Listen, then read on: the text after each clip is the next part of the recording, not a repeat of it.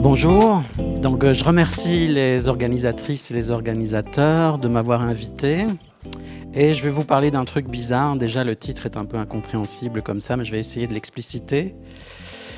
Juste pour me situer, pour savoir, pour que vous sachiez d'où je parle, bon, je suis plutôt un scientifique, donc j'aborde les questions écologiques, de soutenabilité, de transition énergétique à partir des sciences naturelles. C'est l'objet principalement de mes enseignements, comme vous le voyez, et c'est aussi l'objet principal de mes recherches, principalement sur la question des ressources, à la fois minérales et en agriculture avec un collègue. Alors mon premier objectif, il est assez pernicieux, en fait, j'aimerais bien vous implanter des idées, et j'espère qu'elles vont devenir virales et qu'elles vont vous empêcher de dormir, et que vous allez y réfléchir encore et encore. En fait, je vais vous proposer une nouvelle vision du monde que j'espère être réaliste parce qu'elle est basée sur les sciences naturelles. Et à partir de cette vision du monde, j'espère redéfinir les questions de soutenabilité et la question de soutenabilité forte. Alors, puisque vous êtes encore réveillés pour le moment, donc je vais en profiter pour vous transmettre quelques idées principales que j'aimerais bien vous implanter. La première, c'est que la question fondamentale, selon moi, pour les questions de soutenabilité, les questions d'écologie, c'est la question des technologies, en fait. On peut rattacher tous les problèmes écologiques à l'utilisation de technologies, d'utilisation intensive, en fait. La deuxième, c'est que l'énergie en tant que telle n'est pas la question fondamentale. J'ai essayé de vous expliquer ça aussi. La troisième, c'est qu'en fait, c'est la puissance. Alors la puissance, c'est un flux d'énergie par unité de temps, donc il y a vraiment des questions d'énergie, mais pas l'énergie en tant que telle, la puissance, c'est-à-dire le flux, la quantité d'énergie par unité de temps que l'on utilise. C'est ça qui est important selon moi, je vais essayer de vous convaincre. Après, pourquoi on a besoin de cette puissance? En fait, c'est à cause de la quantité de matériaux et de la nature des matériaux que l'on utilise. Regardez autour de vous, c'est magnifique. On a l'ensemble dans ce bâtiment des matériaux les plus énergivores. Le ciment, la métallurgie, le verre. Il n'y a pas plus énergivore comme matériau, en fait. Et regardez autour de vous, tout le quartier est construit comme ça. Donc c'est les matériaux, la question fondamentale, en termes de quantité et de nature des matériaux.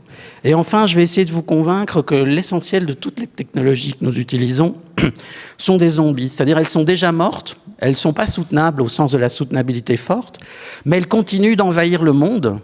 On en construit tous les jours toujours plus, au détriment des humains et des écosystèmes. C'est la notion de zombie qui vient nous emmerder, World War Z. Hein.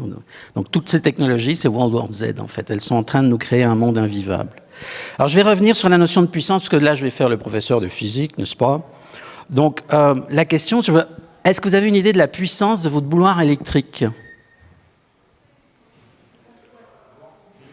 Voilà, 1000 watts. En fait, c'est assez fabuleux. Une bouilloire électrique, c'est entre 1000 et 2000 watts. Alors pourquoi?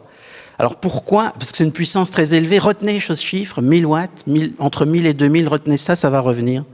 Alors on va faire bouillir de l'eau, on part d'un litre d'eau à 19 degrés qu'on veut amener à 100 degrés, et je calcule l'énergie, ça fait 340 000 joules. D'accord? Et puis, je prends une bouilloire de 1500 watts avec une efficacité de 95%, et ça met 4 minutes. Vous avez de l'eau chaude pour faire votre thé. D'accord?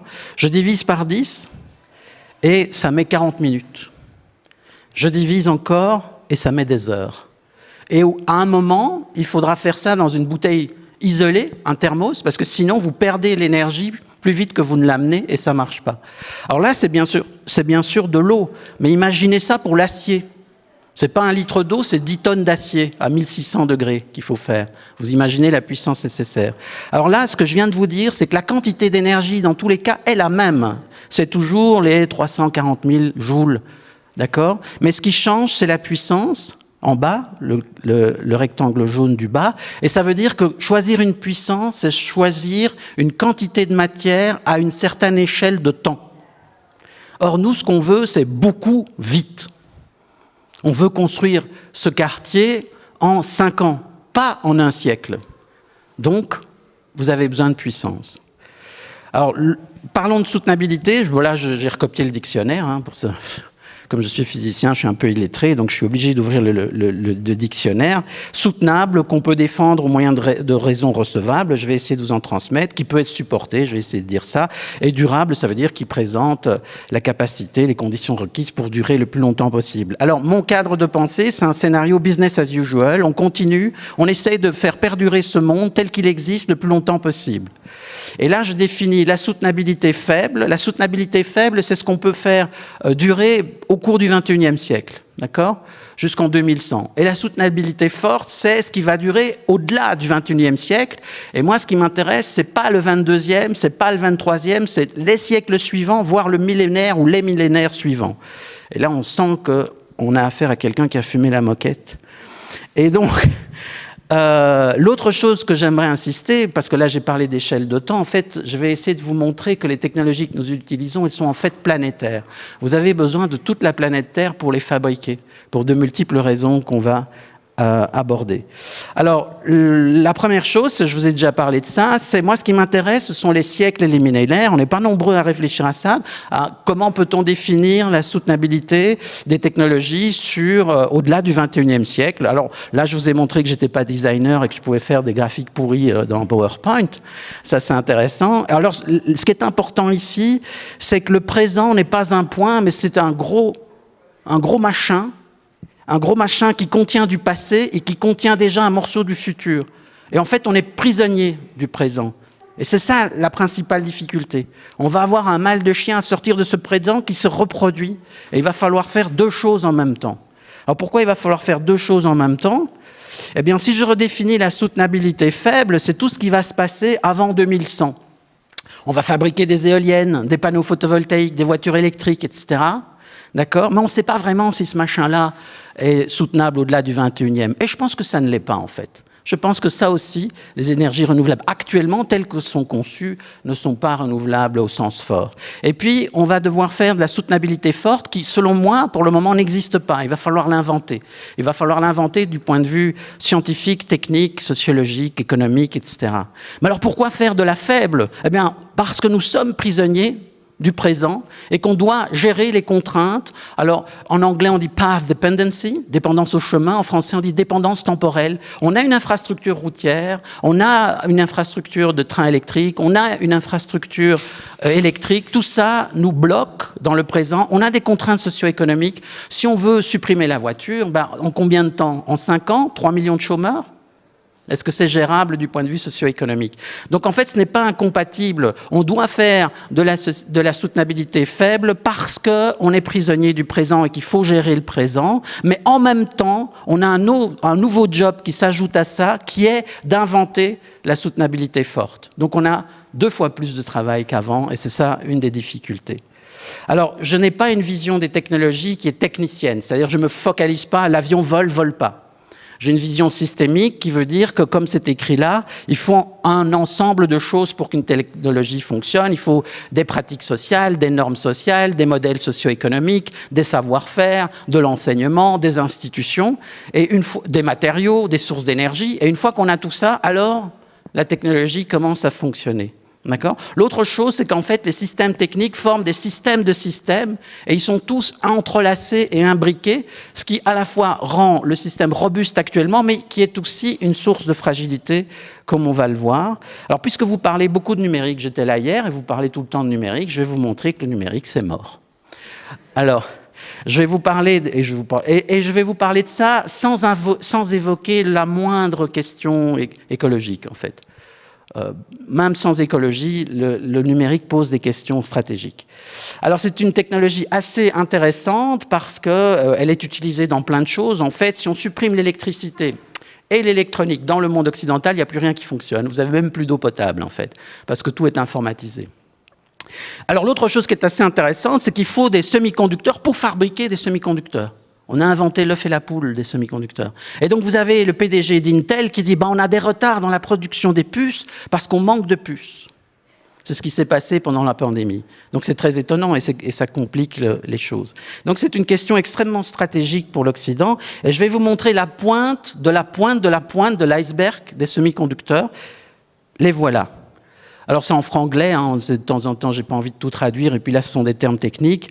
Ça, c'est la chaîne de valeur classique des fabricants de semi-conducteurs. Ça va de la propriété intellectuelle, des logiciels de développement, parce que les puces actuelles sont tellement compliquées qu'on ne peut plus faire ça sans logiciel, et ces logiciels sont hautement stratégiques. Et il y a il y a 3-4 grands fabricants, entre guillemets, de logiciels qui sont indispensables. Puis vous avez des entreprises qui font du design de chips sans les fabriquer, qui vont demander à des fabricants, vous les reconnaissez, Facebook, Apple, Amazon, etc. Vous avez ceux qui fournissent des équipements pour les fabricants de puces. Vous avez ceux qui fournissent des produits, des réactifs pour les fabricants de puces. Et là, vous remarquez, il y a l'industrie chimique, il y a l'Air Liquide, il y a DuPont, il y a Dow, il y a Fujifilm. Saviez-vous qu'il faut plus d'une centaine de gaz différents pour fabriquer un semi-conducteur? Si ces gaz viennent à manquer, vous avez un problème de semi-conducteur. Puis vous avez les fabricants eux-mêmes. Donc vous voyez que, et là, c'est le sommet du sommet, parce qu'en fait, il y a encore... alors l'autre chose qu'on ne remarque pas, sauf si vous êtes au courant de ce secteur, c'est sur plusieurs continents. Là, vous avez, je vois, les États-Unis, l'Europe, l'Asie avec la Corée, Samsung, avec les Chinois, avec Taïwan. Donc il faut que tout ça ensemble s'entende pour fonctionner, d'accord? Et on a un message d'erreur, on veut toujours installer un logiciel quand on fait une présentation. Voilà. D'accord? Alors, vous voyez que ça, c'est juste l'aspect fabrication de la puce. Je vous passe l'industrie minière qui est derrière, sous-jacente. Je vous passe les sources d'énergie sous-jacentes. Et je vous montre une machine qui permet de faire les meilleures puces que l'on peut faire actuellement, meilleures puces que les Américains veulent interdire d'accès aux Chinois. Et donc, ils ont interdit l'exportation de cette machine qui est fabriquée aux Pays-Bas en Chine. Alors là, il ne veut plus passer. Il ne veut plus passer. Houston, voilà. Voilà la machine. Elle est merveilleuse, elle coûte 150 millions de dollars, elle est fabriquée aux Pays-Bas, il faut une centaine de milliers de pièces, il faut 2 km de câbles. Si cette machine n'existe pas, vous n'avez pas les meilleures puces du marché. Et vous regardez qu'il faut les matériaux, il faut le savoir-faire, il faut l'énergie, il faut le système économique pour fabriquer ces 100 000 pièces et ces 2 km de câbles. Donc voilà le problème. Voilà le problème. Voilà, vous vous rendez compte que, en fait, c'est à la fois extrêmement compliqué et en même temps très fragile, parce que si, dans ce jeu de domino, quelque chose vient à manquer pour des raisons que je vais vous expliquer, eh bien, patatras, peut-être que le système peut s'effondrer. Alors, je ne vais pas vous faire le constat sur les technologies créent les catastrophes écologiques. Vous ouvrez le journal et vous lisez ça tous les jours, donc je ne vais pas insister là-dessus. Par contre, je vais essayer de me poser quelle est la question qu'il faut se poser. Et là, je vais vous montrer une vision du monde qui est une vision systémique, planétaire. Je vais vous parler de l'intrication des systèmes, l'intrication de la technosphère avec le système planétaire.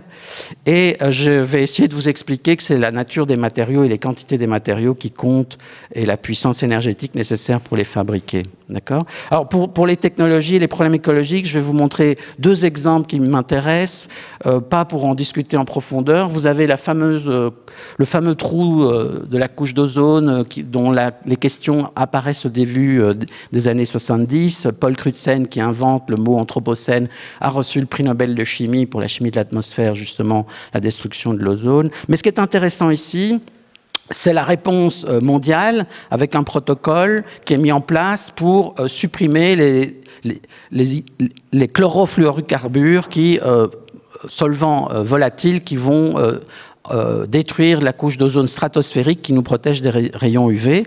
Mais ce qui est important, c'est regarder ce graphique, il va jusqu'en 2100. On ne récupère pas l'état initial avant les années 70, avant la fin du XXIe siècle. Et si, pour autant, que le protocole de Montréal soit respecté, qu'il a été mis en place en 1989. Ça veut dire qu'il y a des satellites, ceux de la NASA, mais aussi ceux de l'Europe, qui en permanence mesurent la concentration d'ozone stratosphérique pour savoir s'il n'y en a pas un qui triche dans l'assemblée sur Terre et qui utilise encore ces solvants qui vont alors à ce moment-là recréer le trou d'ozone, et pour vérifier que les prédictions des scientifiques se vérifient et que cette couche se refabrique et nous protège des rayons UV. L'autre, donc, la longue durée, le siècle. Mais le siècle, c'est un peu court, hein, c'est un peu court. Là, les climatologues, ils essayent de nous expliquer le réchauffement climatique d'origine humaine, c'est grave ou pas? C'est bizarre ou c'est pas bizarre? Et alors, il nous montre quoi? Il nous montre ce qui se passait quelques siècles avant, avec ce qui va se passer dans le futur, avec les scénarios du GIEC, ce qui s'est passé quelques siècles avant, ce qui s'est passé quelques millénaires avant. C'était quoi le climat de Jules César? D'accord? Il a disparu, le climat de Jules César, d'ailleurs. Le climat de mon enfance a disparu aussi. Mais qu'est-ce qui se passait il y a 66 millions d'années? Donc, quand on regarde sur 66 millions d'années, ça nous éclaire sur le fait que ce qui se passe actuellement est hors norme. Hors norme, et ça doit nous inquiéter parce qu'on sort de la zone de confort pour l'humanité et on en sort très vite et on peut aller très loin. C'est ça que nous montre ce graphique. Alors ça, c'est les échelles temporelles, mais il y a aussi les échelles spatiales. Et vous avez, en hommage au designer, hein, ce fameux film sur les puissances de 10, où on regarde... alors, c'est un zoom out. Vous avez des gens dans un parc, et puis on zoom out. D'accord? Et vous regardez toutes ces échelles spatiales qui s'accumulent, et en fait, toutes ces échelles spatiales sont reliées. Vous devez les prendre en compte dans les questions de soutenabilité. Vous allez, le territoire que vous voyez apparaître, c'est Chicago, mais on va aller un peu plus vite, parce qu'on n'a pas toute la journée, et c'est raté. Au secours. Allez, revenons. C'est pas mon ordinateur. Là, voilà. Là, on sort, on commence à voir le continent, on sort, on commence... Oula, on sort un peu trop vite, on commence à voir la Terre. Moi, ça, c'est mon point de vue. Je vais vous expliquer que je prends ce point de vue-là. On continue. On a le système solaire, on continue, on a la galaxie. D'accord? On va la voir. La voilà, la Voie lactée qui apparaît, etc. Alors, on ne peut pas photographier la Voie lactée. Hein, c'est juste pas... C'est parce qu'on est équipé scientifiquement qu'on peut imaginer comment se dessine la Voie lactée. Et puis on peut retourner dans l'autre sens, d'accord? Et alors on peut rentrer, alors je vais un peu vite, on peut rentrer dans la main du monsieur, et puis on va à l'échelle microscopique. Eh bien, ces échelles sont toutes reliées. Par exemple, saviez-vous que grâce au virus SARS-CoV-2, le virus de la Covid, avec ce jeu génétique à l'échelle nanométrique, on change la composition de l'atmosphère. Et on le mesure.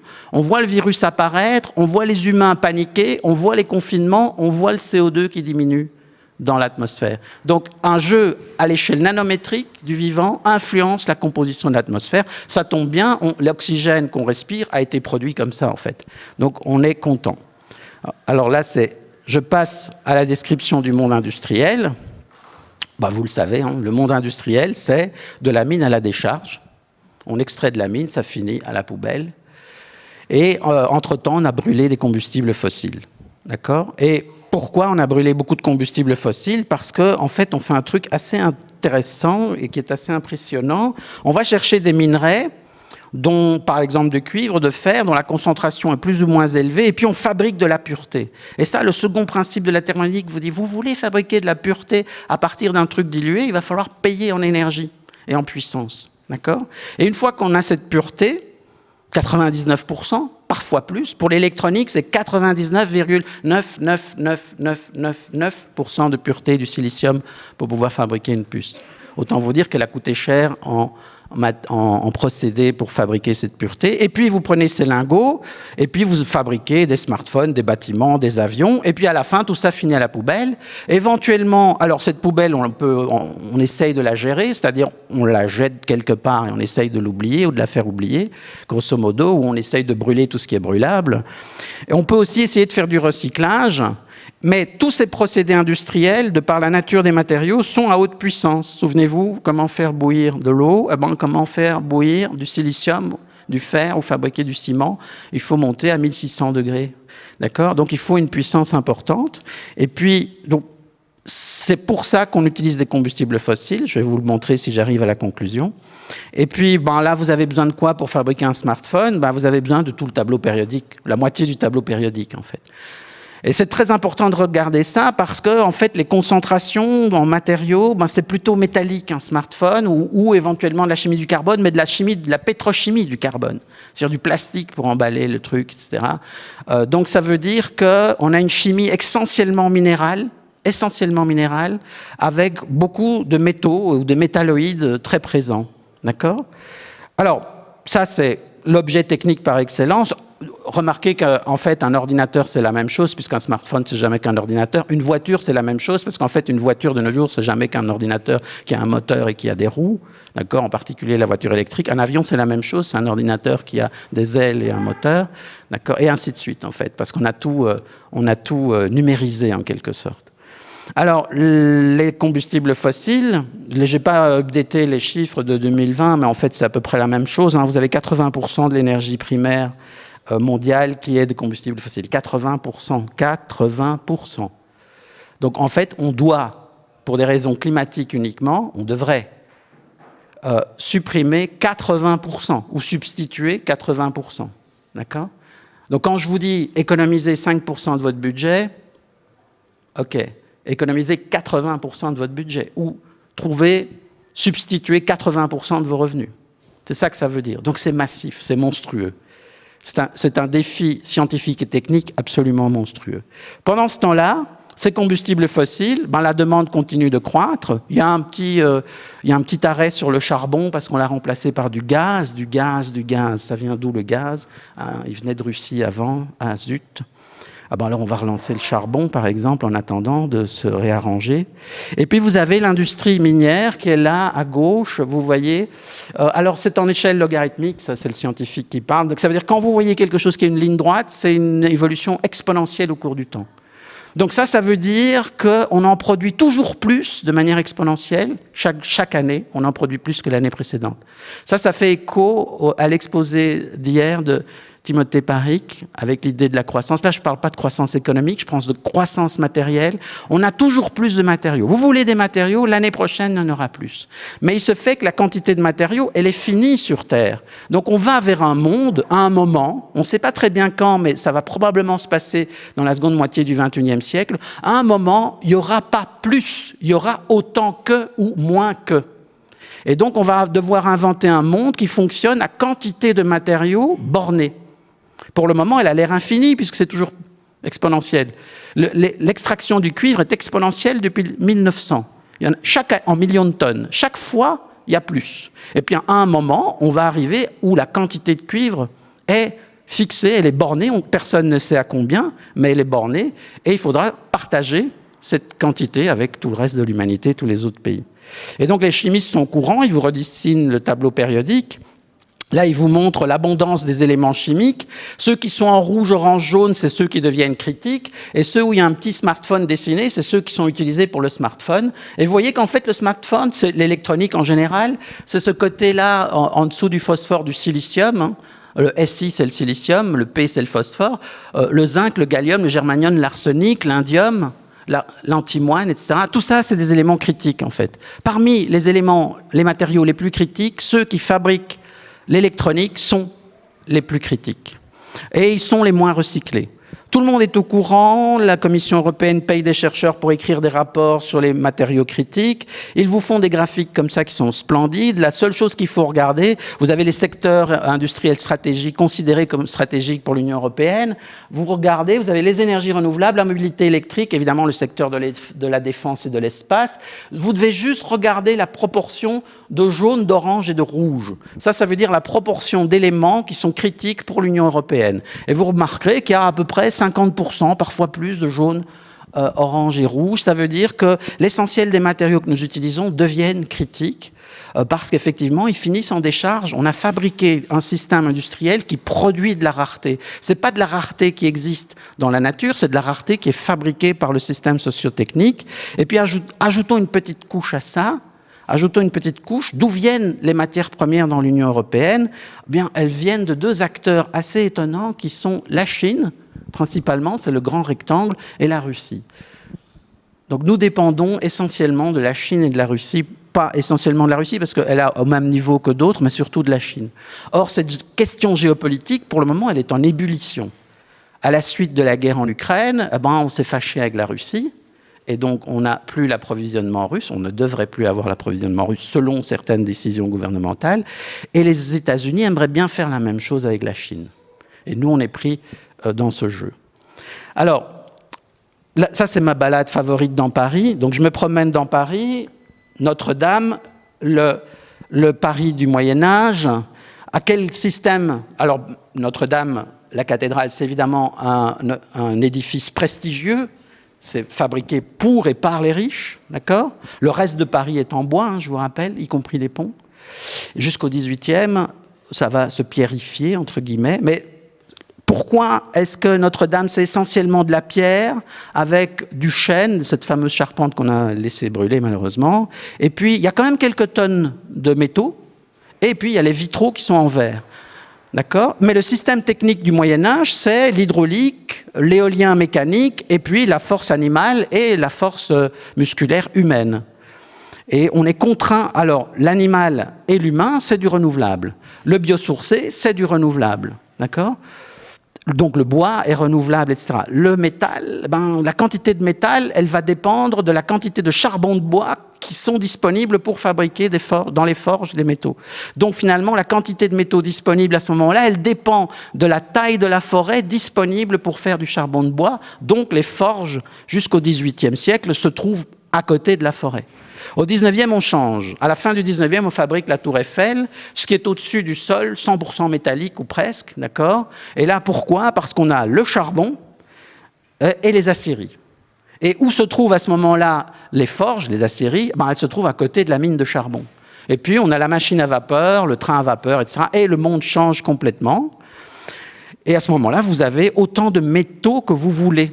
C'est l'âge d'or de la métallurgie commence à s'installer, avec des gammes de métaux inimaginables jusqu'à aujourd'hui. Puis vous arrivez à l'Arche de la Défense. Qu'est-ce que vous ajoutez pour l'Arche de la Défense? Vous ajoutez le pétrole, la pétrochimie, qui fabrique les polymères, les peintures, etc.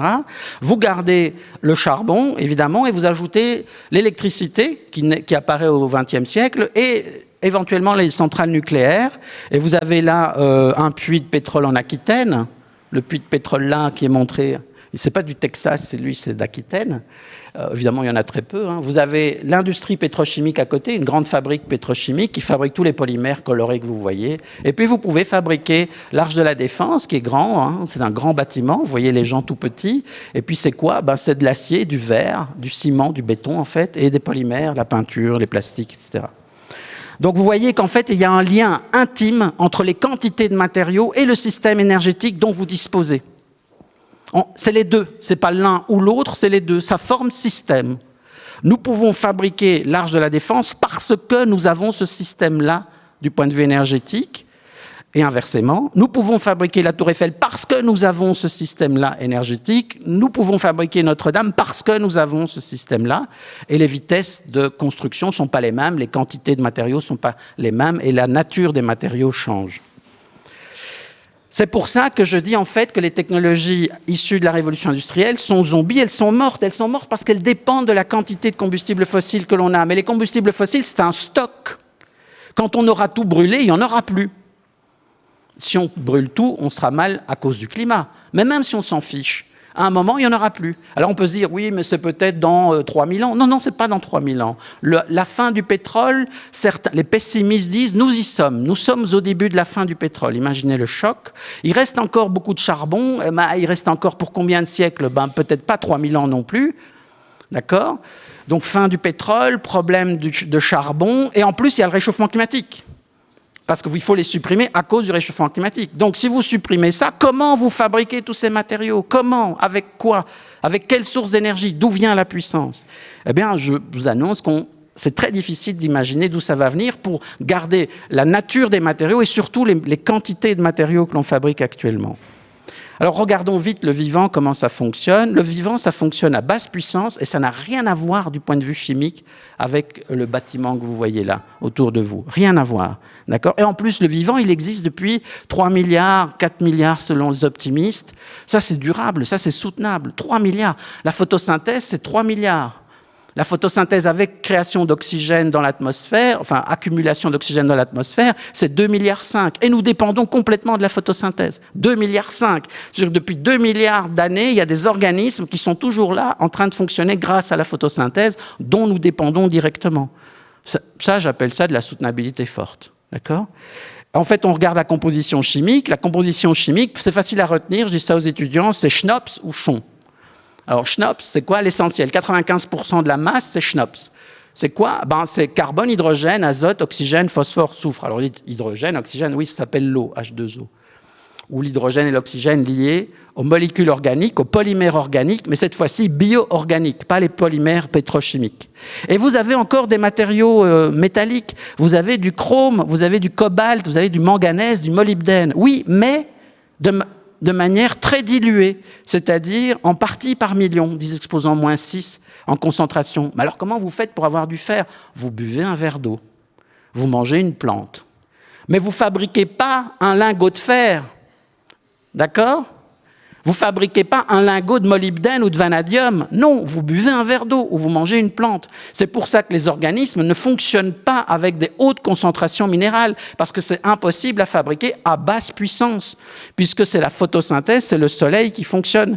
Et donc, comment ça fonctionne? Vous prenez des minéraux dilués, vous prenez du CO2, du dioxyde de carbone, vous fabriquez des molécules organiques, vous rejetez de l'oxygène, et avec ça, vous fabriquez des organismes. Et puis ceux qui ne peuvent pas faire de la photosynthèse, ils mangent les organismes qui peuvent faire de la photosynthèse pour avoir leurs constituants et l'énergie. Et tout ça est à faible puissance. Quelle est votre puissance moyenne? 100 watts.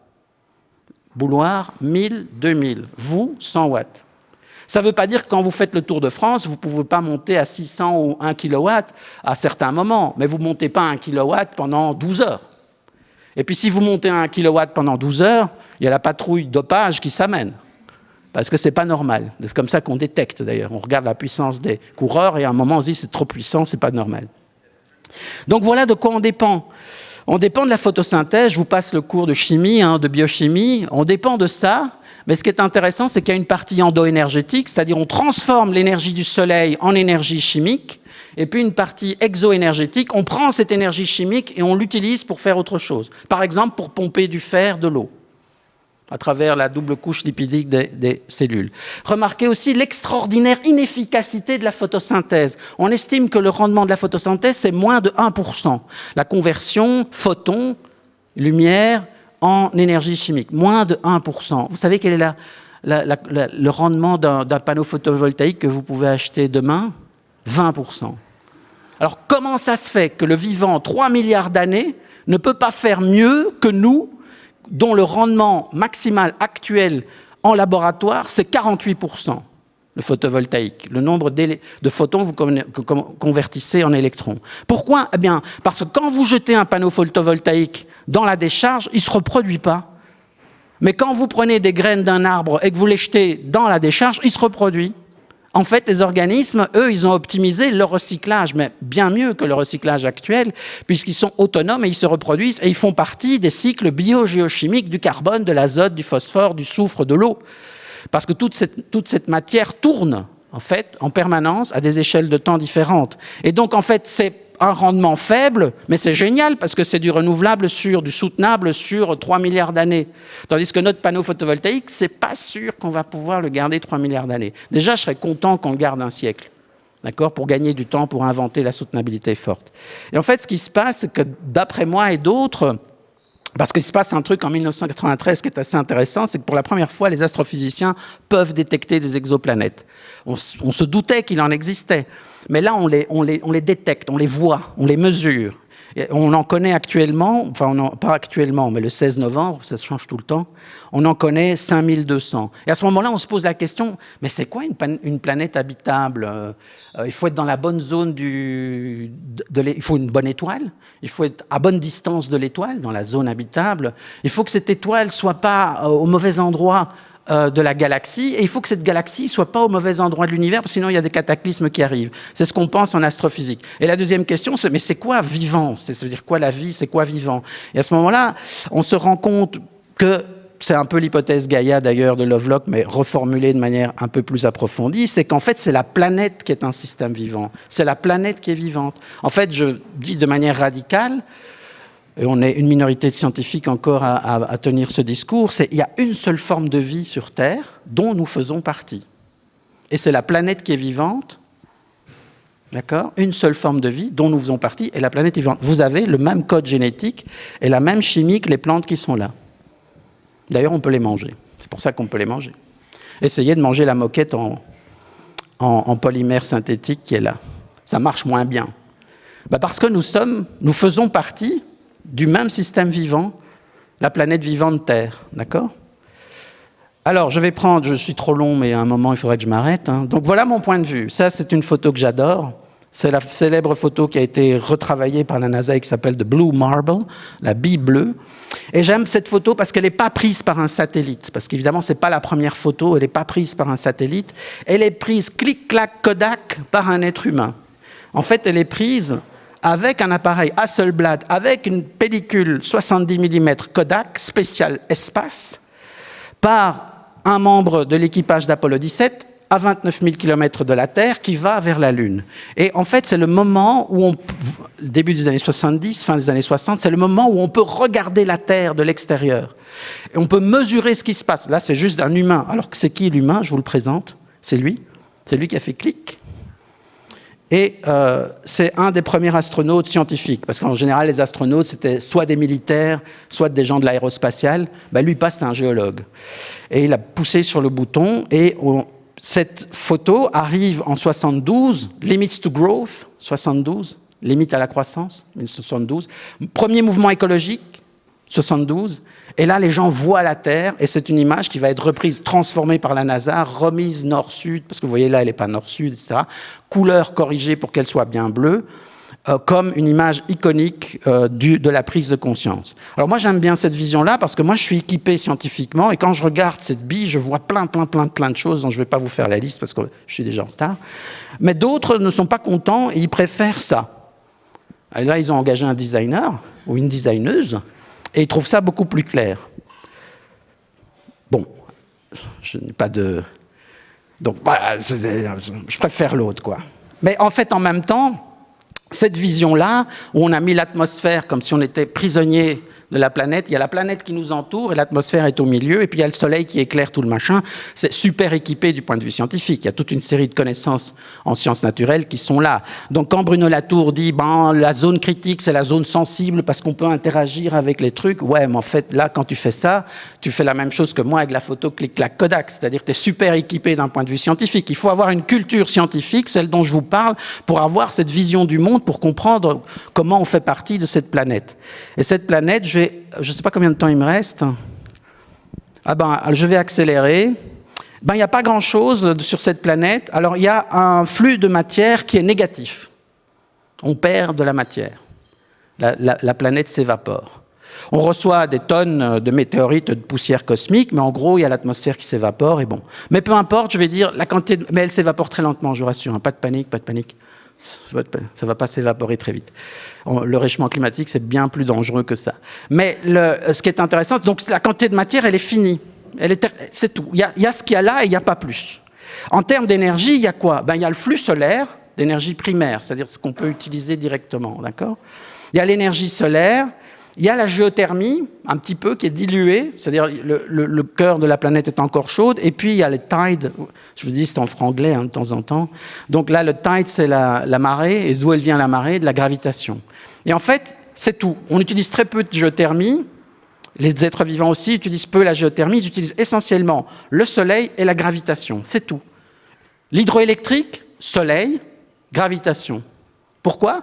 Pour évaporer l'eau, et pour qu'elle coule vers le bas, pour faire tourner une turbine.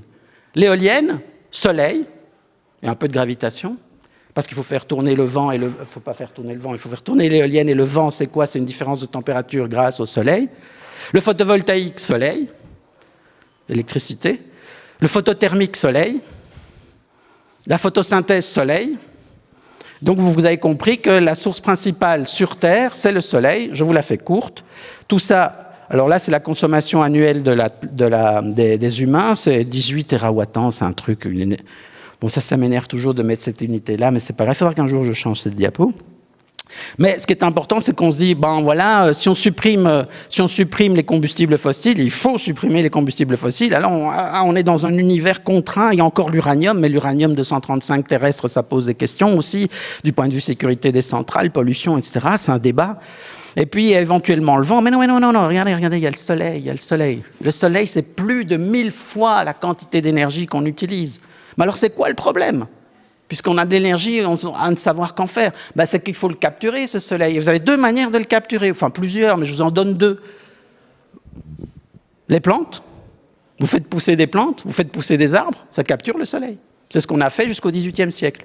Ou vous fabriquez un panneau photovoltaïque, ça capture le soleil. Mais qu'est-ce qui est plus durable, fabriquer des arbres ou fabriquer des panneaux photovoltaïques? Je viens de vous expliquer que photovoltaïque, zombie, en termes de soutenabilité forte. Les plantes, 2,5 milliards d'années. D'accord? Vous voyez tout de suite la différence. Donc le problème, ce n'est pas le soleil, ce n'est pas l'énergie. Le problème, c'est qu'est-ce qu'on va utiliser comme matériau pour capturer cette énergie. C'est ça la question fondamentale.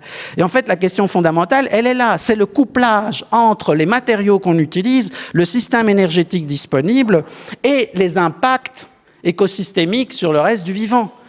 C'est-à-dire que pour le moment, nous avons fabriqué un système avec des combustibles fossiles, avec des matériaux minéraux, sans renouvelabilité, avec peu de recyclage et des impacts écologiques importants qui réduisent l'habitabilité de la planète pour l'humanité. C'est pour ça que ce sont des zombies. On ne les aime pas. D'accord ? Mais si on veut changer ce système-là, il faut changer le système. Il faut réfléchir énergie, écosystème, matériaux en même temps. Pas EDF dans son coin, pas l'industrie minière dans son coin, pas les écolos dans leur coin, qui mesurent la biodiversité écolo-scientifique, mes collègues. Non, non, il faut que ces gens-là réfléchissent tout en même temps. Quand je fais de l'électrique, mais comment ça va marcher? D'accord? Alors, je conclus. Voilà comment ça marche. Vous avez les êtres vivants qui fonctionnent depuis des milliards d'années avec des cycles biogéochimiques et ils fonctionnent avec le flux solaire. Le flux solaire, valeur maximale de l'énergie, 1360 watts au sommet de l'atmosphère par mètre carré. Souvenez-vous de votre bouilloire. Elle est plus puissante, elle a besoin de plus de puissance que nous recevons du soleil par mètre carré. Il y a une disproportion. Et en fait, le vivant... Alors en moyenne, c'est 342 watts par mètre carré. En France, en moyenne, le solaire disponible, c'est 150 watts par mètre carré. C'est de l'ordre de grandeur de notre puissance. Ben oui, puisqu'on dépend du soleil, nous les vivants, à travers la photosynthèse. Donc on est forcément de l'ordre de grandeur et inférieur au soleil. Second principe de la thermodynamique. Premier principe de la thermodynamique, on ne peut pas inventer, créer de l'énergie. Donc si le soleil c'est 342, on est forcément en dessous quand on est soutenable. Les organismes vivants sont en dessous et c'est pour ça qu'ils fonctionnent à basse puissance. Mais nous, ce qu'on a trouvé, c'est l'idée géniale des combustibles fossiles. Et les combustibles fossiles, si vous avez regardé attentivement la diapo précédente où je suis passé super vite, c'est la forêt enterrée. C'est des organismes photosynthétiques qui ont été enterrés en masse et qu'on ressort. Donc c'est du soleil concentré pendant des milliers et des millions d'années qu'on ressort brusquement en produisant du CO2, puisque c'est l'inverse de la photosynthèse. D'accord? Alors c'est génial, parce que c'est la fête au village. Une fois qu'on a des combustibles fossiles, on peut dire bye-bye à la forêt. La forêt, c'est la vraie, celle qui pousse avec des arbres en dehors. D'accord? Il faut attendre que ça pousse, c'est long. Pour faire un arbre, c'est long. D'accord? Et puis il faut faire du charbon de bois, il faut faire du bois de construction, il faut faire ceci, il faut faire cela. Alors ça libère la forêt d'un usage qui est justement l'énergie. On peut à ce moment-là abandonner la forêt, par exemple, ne plus l'utiliser, elle s'en sauvage elle-même, ou faire de la construction, etc. D'accord? Donc si je fais maintenant ça, ce que j'obtiens, c'est toutes les perturbations des cycles du vivant qui créent toutes les catastrophes écologiques. Alors je vous dis, ah mais oui, mais et l'économie circulaire? Si je fais l'économie circulaire avec le même type de matériaux, j'ai le même résultat. D'accord? Donc la conclusion, c'est... Nous vivons dans une technosphère qui est puissance VOR. Vous avez remarqué, puissance VOR n'existe pas. Donc je vous invite maintenant, puissance VOR. Et pas uniquement énergivore, puissance VOR. D'accord? C'est la question de puissance. Vous voulez votre thé en 1 jour ou en 3 minutes? C'est ça que ça veut dire. Vous voulez 100 milliards de tonnes d'acier ou 4 kilos? Puissance VOR. D'accord? Et ça réduit l'habitabilité. Alors, je n'ai pas le temps de voir. Là, je compare le zombie. J'avais compris que comment je réfléchis, c'est je regarde un truc qui fonctionne depuis longtemps, le vivant, des milliards d'années, et puis je regarde notre technosphère, 2 siècles en gros, et ça ne va pas bien ensemble. Et puis j'essaye de faire des technologies vivantes, comme nous ont expliqué Claire et Gaël hier avec l'histoire des matelas, de la laine, etc., où c'était super intéressant. On avait cette comparaison, la pétrochimie d'un côté et le biosourcé de l'autre. Et on voit que c'est compliqué. C'est compliqué, que ça ne va pas être simple. Alors, encore plus d'idées pour vous mettre ça dans le crâne, pour vous empêcher de dormir. Donc, je vous laisse lire, mais ce qui est très important, c'est que ce n'est pas le changement climatique, c'est tout qui change. Mais quand je dis tout qui change, c'est tout. Tout. Il faut tout revoir. C'est génial. On est au début d'un monde qui est en train de disparaître. On ne sait pas très bien à quelle vitesse il disparaît. Il est occupé à disparaître et on va devoir réinventer un nouveau monde. Donc c'est la Renaissance. C'est super enthousiasmant. Il faut tout réinventer. Donc on arrive à l'ère de l'inventivité, de la créativité. Il faut tout réinventer. Donc ça, c'est le côté enthousiasmant. D'accord ? Donc ça demande un effort considérable de recherche scientifique dans toutes les disciplines, y compris les sciences humaines, les humanités, etc. Des nouvelles visions du monde, des nouveaux imaginaires et bien sûr des nouvelles technologies, etc. Il faut réinventer nos techniques ou elles disparaîtront d'elles-mêmes. D'accord ? Ce monde va disparaître qu'on le veuille ou non. Et un autre va émerger. Essayons d'influencer et de créer le nouveau monde qui va émerger. Voilà, ce sera ma conclusion.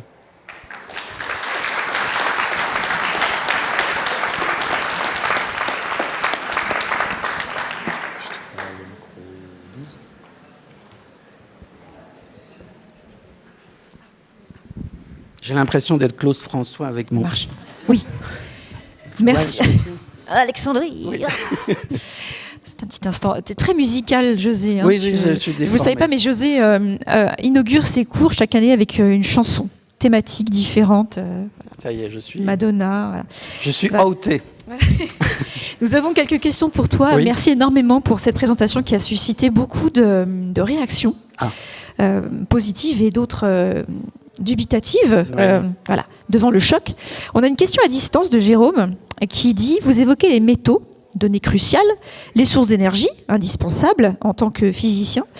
La société ne doit-elle pas aussi revoir ses rapports au temps, à la distance, espace et au vivant, sortir toujours plus vite et toujours plus loin au mépris de la biodiversité? Absolument, c'est ce que j'ai essayé d'expliquer. C'est que la notion de puissance est une échelle de temps et de quantité de matériaux, et qu'en fait, on doit être connecté au vivant. C'est ça que ça veut dire technologie vivante. Il faut se reconnecter au vivant. C'est-à-dire nos techniques doivent être reconnectées au vivant, c'est-à-dire ne pas nuire à l'habitabilité de la planète. Or, ce qu'elles font actuellement. Donc, j'ai tout à fait... En fait, la réponse à la question, c'est oui. C'est absolument. Parfait. On a une question à Nantes. Anne, tu es là? Oui. Merci beaucoup. Ce que vous disiez, ça me rappelait un petit peu les écrits de Philip Biwix. Et je me demandais si le fait d'aller vers une pénurie simultanée de plusieurs métaux qui nous sont actuellement clés, vous pensez que ça nous emmène vers un effondrement? Ça c'est la version pessimiste. Ça dépend des collapsologues. Il y en a qui pensent que bien c'est pas sûr, forcément c'est négatif. La version pessimiste. J'ai pas de boule de cristal, donc on peut faire des scénarios. Et l'effondrement pourrait être un scénario, un effondrement géopolitique. Imaginez que la guerre en Russie dégénère et que la guerre avec la Chine commence. Là, il y a un effondrement. Donc, et ça peut sortir à cause de ces contraintes-là. On peut avoir une lecture des tensions mondiales actuelles qui est le début de la lutte pour les ressources. Parce qu'à un moment, il y aura un gâteau minéral fini qu'il va falloir se partager entre toutes les nations pour différentes techniques et qu'il va falloir négocier d'une manière ou d'une autre. Donc ça, c'est compliqué. La COP27 actuelle, elle essaye de négocier les émissions. Mais il y aura des COP pour « tu veux combien de cuivre l'année prochaine ?» On peut imaginer ça. Hein. Donc c'est intéressant, c'est un monde génial. C'est enthousiasmant parce que ça veut dire qu'il y a plein de nouvelles questions assez faramineuses. Donc on aura besoin de tous les cerveaux disponibles. Mais effondrement, c'est une possibilité pessimiste. Mais moi, je ne suis pas de nature pessimiste. Je pense qu'on peut mourir lentement. On peut mettre du temps. Le pessimisme de la raison, le pessimisme de la raison et l'optimisme de l'action. Oui, tout à fait. Nous avons une question de la part de Karl qui est juste là. Karl, c'est à toi. Oui. Alors moi j'avais une question qui était un peu facile peut-être pour toi, mais sur laquelle tu peux peut-être élaborer. Finalement, le métavers, c'est bien une technologie zombie. Tout à fait. Complètement. En fait, on devrait... J'ai été censuré. Donc on devrait pas faire le métaverse. En fait, c'est-à-dire, là, vous comprenez que toutes les notions de sobriété, de recyclage, de réutilisation, d'obsolescence, tout ce qu'on discute est totalement pertinent. Donc, moi, je plaide pas pour l'abandon du numérique. Il faut commencer un numérique raisonnable. Pourquoi un numérique raisonnable? Pour gagner du temps, pour réinventer les choses. Parce que c'est ça, notre job. En fait, la soutenabilité faible, c'est celle qui nous permet de gagner du temps, de répondre aux défis socio-économiques, le temps qu'on invente autre chose. Mais il ne faut pas oublier, au passage, d'inventer autre chose. Sinon, on va avoir l'air malin à la fin. Donc, le métavers, c'est évidemment une idée... mais pourquoi? Mais pourquoi? Mais pourquoi? Pour de la pub. Pour de la pub et du temps de cerveau. Enfin bon, j'ai une réponse. Mais... Bon, il va échouer, il va échouer, il va faire faillite, son action tombe, etc. Il n'y a personne qui y croit. Et Twitter va faire faillite aussi parce qu'il y a l'autre zinzin qui est en train de... On leur souhaite une bonne vieille faillite. Alors, voilà, Mastodon. Nous avons une question de Patrick à Paris. Paris, est-ce que vous êtes là? Patrick. Patrick descend, il descend de son estrade. Non, c'est Patrick Vallon, il descend de son estrade, le voici. Je pose les deux ou j'en pose qu'une? Oh, elles vont ensemble. Les deux. Les deux, ok. La première, c'était avec l'actualité, justement, vous avez abordé l'Ukraine. Est-ce que nous vivons une guerre technologique zombie? Et une autre question, c'était est-ce que la low-tech est une réponse à la technologie zombie? Merci. Ah, merci. Alors, les technologies zombies des militaires actuels, les technologies des militaires actuellement sont des zombies. Et c'est bien ça, ils le savent. C'est pas pour rien qu'on se bat pour le pétrole et qu'on a une géopolitique qui est destinée néocoloniale où l'Occident essaye de s'emparer d'une série de ressources de manière pacifique ou moins pacifique. Donc oui, effectivement, mais les zombies, ça peut durer longtemps. Hein. Souvenez-vous du film, ça peut durer longtemps. Donc ça, c'est alors l'autre question, c'était. C'est 28 jours les zombies. Non, ils se reproduisent et tout. Ah, quand ils se reproduisent, c'est un autre délire. Et puis ils essayent de grimper les murs en millions là. Donc quelle était l'autre question? C'était la low-tech, je sais pas ce que c'est. Il faudrait me dire ce que c'est, et puis après, je vous réponds. D'accord. Donc, c'est un mot valise, voilà. C'est un concept, c'est un slogan. Non, c'est pas un concept, c'est un slogan. Et donc, il faut voir ce qu'on met dedans. Moi, je parle de soutenabilité forte ou faible. Est-ce que la voiture électrique est de la soutenabilité forte telle qu'elle est conçue actuellement? Non, c'est un zombie. Est-ce qu'il ne faut pas la faire? Ça dépend. Si on a envie de soutenabilité faible du point de vue socio-économique et du point de vue des réductions de gaz à effet de serre, peut-être que c'est un passage obligé. Mais alors, low-tech numérique, je ne sais pas ce que ça veut dire. On peut demander à Patrick d'essayer de nous donner une définition, je ne sais pas. Ça dépend ce qu'il met dedans, en fait. On a plein d'autres questions. Patrick reviendra nous faire sa définition s'il en a une, enfin, en tout cas, sa vision de la chose. On a une question en ligne de Jérôme qui dit « Est-ce que, José, as-tu un exemple à grande échelle de transformation de techno-zombies en techno-vivante » Non. Puisque je vous dis qu'il faut l'inventer, la soutenabilité forte. Par contre, j'ai des exemples de zombification du vivant. L'agriculture, le néolithique.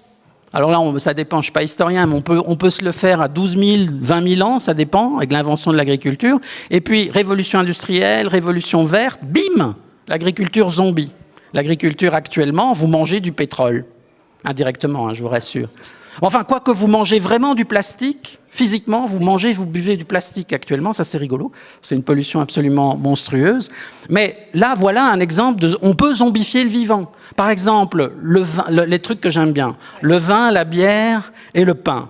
Alors, si vous faites le vin comme au XVIIIe siècle, ça, c'est plutôt vivant, d'accord? Mais si vous faites ça dans une cuve en inox, avec un système informatique qui optimise la fermentation, qui fait que vous avez exactement le même Bordeaux chaque année, à ce moment-là, vous êtes dans les zombies. Ça tient à vraiment peu de choses, quand même. On a 2 questions à Nantes. La première de Nadji Wetu, si tu souhaites. Tu as peut-être déjà un peu répondu. J'aime beaucoup les travaux que vous faites au LIED, toutes les disciplines que vous touchez. Et la question, c'est vraiment sur le labo. Est-ce que vous travaillez aussi sur des sujets opérationnels? Okay. Non. Alors moi, je suis parti. Enfin, oui et non. Je me suis rendu compte. Moi, c'est le défaut du physicien, influencé par l'astrophysique, etc. Donc, à un moment, je me suis vraiment posé. Mais c'est quoi la question? Je disais tout à l'heure, what the fuck?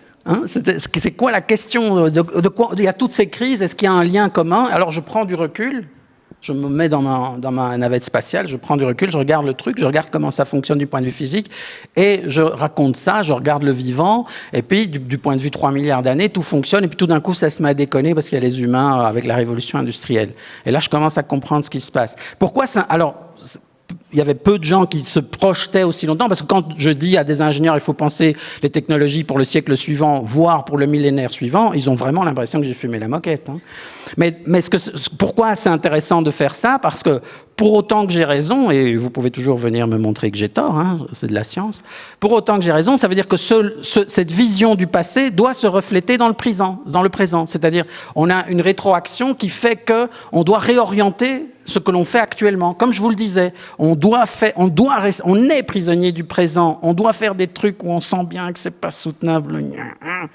On en discute entre nous, hein, la voiture électrique, on fait ça, mais en même temps, il faut réinventer quelque chose. Mais ça veut dire que la nature des matériaux doit être réinventée. Il existe une électronique sur des polymères, certes issus de la pétrochimie, mais par exemple, vous avez des polymères semi-conducteurs. Et on peut fabriquer de l'électronique plastique. Ça, c'est intéressant. C'est plus du silicium, c'est d'autres types de matériaux, d'autres gammes de puissance, d'autres procédés de recyclage éventuellement. Donc moi, mon message à mes collègues, c'est « Hé les gars, vous avez optimisé l'efficacité énergétique et l'efficacité matérielle. Avec plus d'énergie, faire moins. Avec moins de matière, faire plus. » Donc je me suis trompé. Avec moins d'énergie, faire plus, et avec moins de matière, faire plus. Ça, c'est ce qu'on a fait. Et l'industrie des semi-conducteurs, c'est génial. Ça s'appelle la loi de Moore et la loi de Koumi. C'est d'une efficacité extraordinaire. Maintenant, ce qu'il faut dire aux collègues, c'est recyclage. Votre matériau doit être recyclé à 99,9999%. Inspirez-vous des cycles biogéochimiques. Vous devez être connecté aux cycles biogéochimiques sans les perturber trop fort, parce que sinon on a la rétroaction de l'habitabilité. Donc c'est ça le message. Focalisez. Arrêtez de me scier avec 48% de rendement du panneau photovoltaïque qui n'est pas recyclable. Faites un panneau photovoltaïque de 5-6% qui sera recyclable. L'arbre, 1% recyclable. Le photovoltaïque, non. Donc, mon message pour les scientifiques, les ingénieurs, etc., c'est l'énorme défi, c'est recyclage. Mais recyclage au sens des cycles biogéochimiques. Pas recyclage où on fait semblant de recycler, où on a une dégradation de la matière de toute façon, ou de l'usage, où on fait des procédés, on doit inventer des procédés à haute puissance. Pourquoi? Parce qu'en fait, les matériaux que l'on doit recycler actuellement n'ont absolument pas été conçus pour être recyclés. Et donc, c'est difficile. Les designers, vous savez ce qu'il vous reste à faire. Hein, il y a du boulot là. Il y a du boulot. Ça, c'était un court extrait de ce que vous pourriez, à ce à quoi vous pourriez assister si vous faisiez partie du master stratégie design pour l'Anthropocène. On a une question à Nantes de Calypso qui va bien. Tu veux la poser? Voilà. Ah oui, c'est ici Nantes. Oui, c'est là Nantes. Oui. Pardon, c'est encore une question pessimiste. Oui. Désolée. On parle d'utiliser des matériaux, différents types de matériaux, mais en fait, dans tout ça, on est toujours dans de la création, dans de la consommation, et même dans le recyclage, il y a toujours des émissions. Et en fait, est-ce que le problème, c'est pas tout simplement nous, la quantité d'humains sur Terre, et le fait qu'on consomme et qu'on consommera toujours, et qu'en fait, il n'y a juste pas de solution, peu importe ce qu'on réduit? Alors, mais en fait, pas de solution, je ne sais pas, parce que je vous rappelle que les cyanobactéries, elles ont inventé, entre guillemets, la photosynthèse, d'accord? Elles étaient là, elles flottaient sur les océans. Vous avez remarqué, je fais bien la cyanobactérie qui flotte sur les océans. Et puis tout d'un coup, il y a l'ingénieur en chef des cyanobactéries qui dit, dites les gars, ça fait des milliers d'années qu'on reçoit un rayonnement qui vient du ciel, là. Si on pouvait le choper, ce serait génial. Alors elles le font. Elles se disent, mais c'est génial, on le chope, on prend du CO2, on émet de l'oxygène, et tout va bien, on se reproduit, on croît et on embellit. À ce moment-là, qu'est-ce qu'elles font?